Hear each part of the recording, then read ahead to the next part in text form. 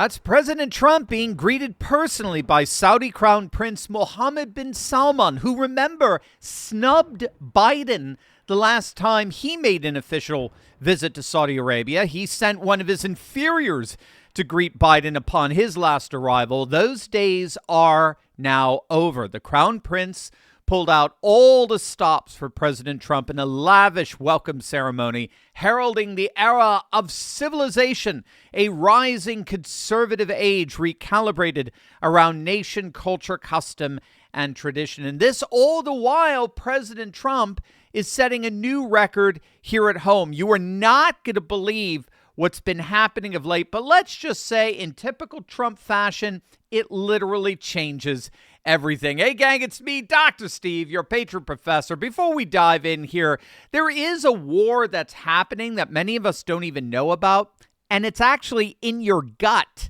There's a battle between good and bad bacteria going on right now inside of you that can determine the health for the whole of your body. And here's how you're going to win that battle. Kimchi One from Brightcore Nutrition is the fermented superfood your body needs to arm the good guys with the right weapons to defeat the bad actors once and for all. All health starts in the gut. So putting the right fermented superfood in your gut improves every aspect of your health, your heart, your brain, even the quality of your skin and the growth of your hair. Containing over 900 strains of beneficial bacteria in each capsule, Kimchi One supports healthy digestion, fortifies your immune system, and helps detoxify your body. Kimchi has also been shown to reduce risk of obesity and promote smaller waistlines by curbing appetite and naturally boosting your metabolism. Kimchi One is all natural, non-GMO, dairy-free, gluten-free, and 100% made right here in the USA. Today, you can get an exclusive offer by clicking on the link below. Just use code Turley for 25% off your entire order, or for an even better deal, call my friends at Brightcore for up to 50% off your order and free shipping. Give them a call now at 888-897-0233. That's 888-897-0233. As President Trump continues to enjoy a hero's welcome in Riyadh, here at home, something even more monumental appears to be happening. And for this, we owe a debt of thanks to our good friend Mark Mitchell of Rasmussen, who's been on our show several times. Mark was one of the top pollsters of 2024. He, along with our other good friend Rich Barris, were awarded the top most accurate pollsters for the November election. And Mark is turning heads once again. Take a look at this. The number of American likely voters who believe the country's on the right track has just hit a 20-year high. It's a record 49%.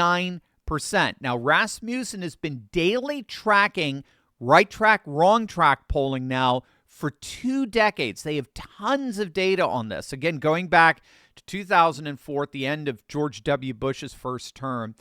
And Mark is saying that we've simply never seen numbers like this for right track.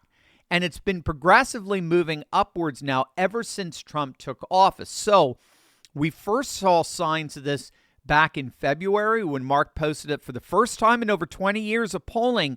Right direction exceeded wrong direction in their daily polling. So we saw this general optimism shaping up among the electorate quite early on with Trump 2.0. And then in March, just a few weeks later, after Trump gave his epic speech before the joint session of Congress, a CBS poll taken immediately after posted just incredible numbers. 77% of voters supported Trump's plan to cut government waste, fraud, and abuse. 77% backed his immigration and border policies. 73% supported his stance on Russia and Ukraine. 68% said it made them feel hopeful and proud, the speech did. 68% said Trump had a clear plan to tackle inflation. 68% said he accurately described America's crime crisis. 63% said he focused on issues that they care about. And then again, just a few weeks later, a few weeks after that, Mark found that right track polling surged even higher. Again, Trump was already at the highest right track polling of any president in 20 years, but now that number went up to 46%. And then, as of yesterday, it smashed all previous records by reaching 49%.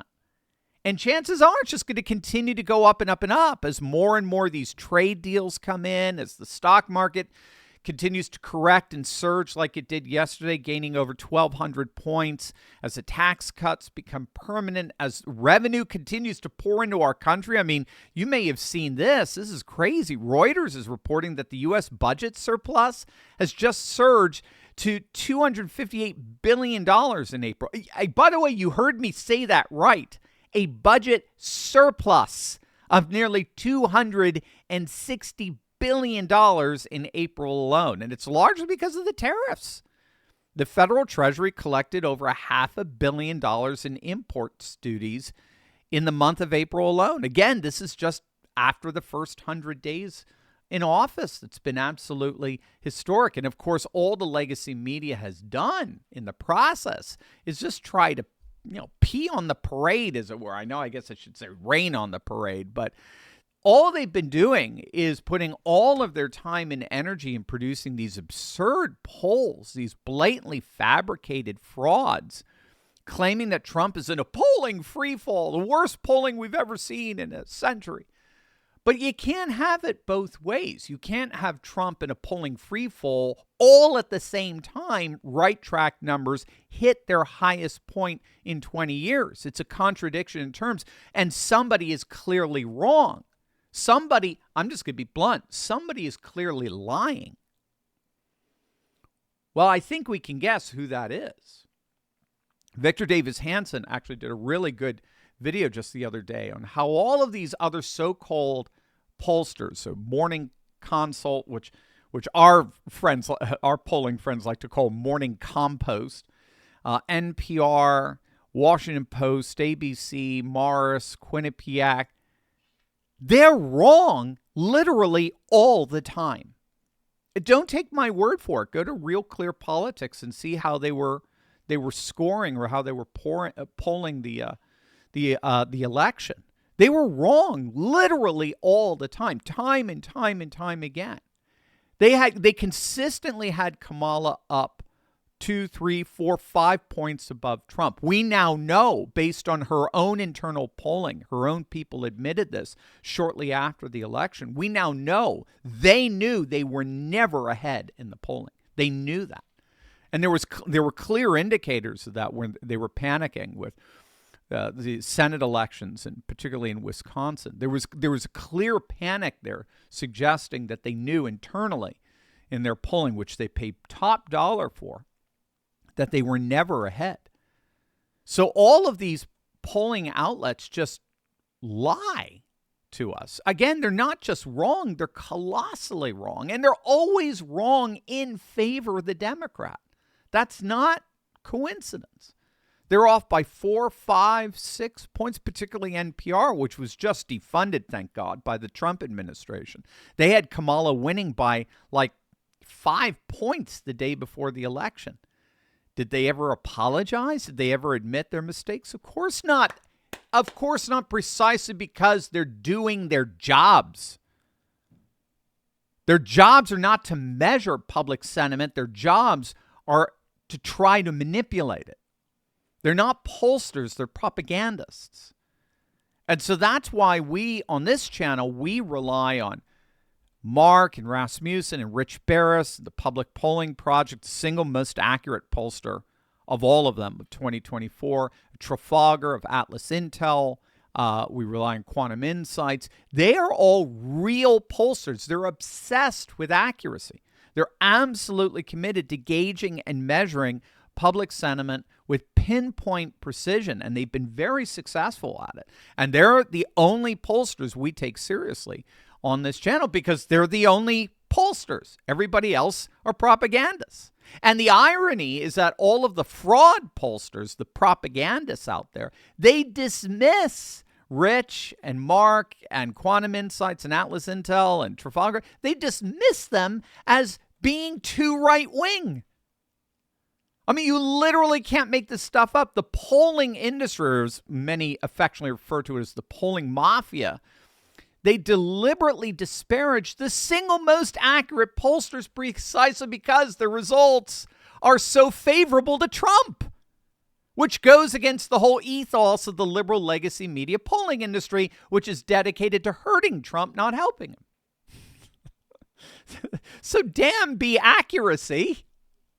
Again, they're not pollsters, they're propagandists. That said, clearly no amount of legacy media propaganda is hurting Trump, not at least when we look at these right track polling numbers. And of course, Rasmussen has Trump over 50% approval, which would be consistent with that. But also, conversely, no amount of legacy media propaganda appears to be helping the Democrats. No matter what they do, the Democrats continue to flail.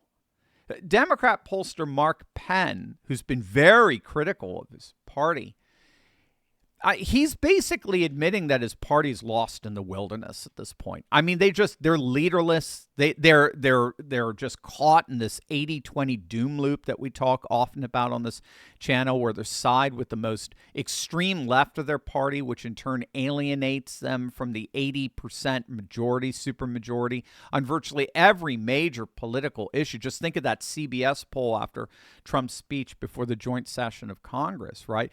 You think about it from border security to mass deportations to migration to taxes to tariffs and the relation to manufacturing and protection of American industry to all the various woke issues from trans athletes in women's sports to CRT in the classroom. On virtually every major political issue, the Democrats have planted their flags on the side of the most extreme left, and Democrat pollsters like Mark Penn don't see a way out of that. Again, like you said, they're just lost in the wilderness at this point. And to make matters even worse, the New Republic is reporting on the left's age problem, the geriatric problem, which, again, we have been talking on this channel now.